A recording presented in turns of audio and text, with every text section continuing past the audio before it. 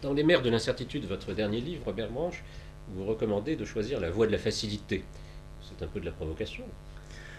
C'est pas vraiment de la provocation. Ce qu'il faut comprendre, c'est que le chemin vers la mer va être un chemin long et difficile. Donc, si on ne choisit pas quelque chose qui nous est naturel, on va voler en éclats au premier obstacle. C'est-à-dire que si on ne choisit pas la facilité, comme le chemin ne sera pas facile, on n'y arrivera jamais.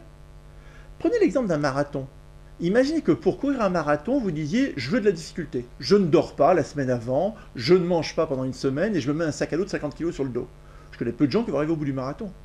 Pour faire un marathon, il faut s'être mis dans la facilité. Il faut s'être entraîné. Il faut avoir mangé. Il faut avoir dormi.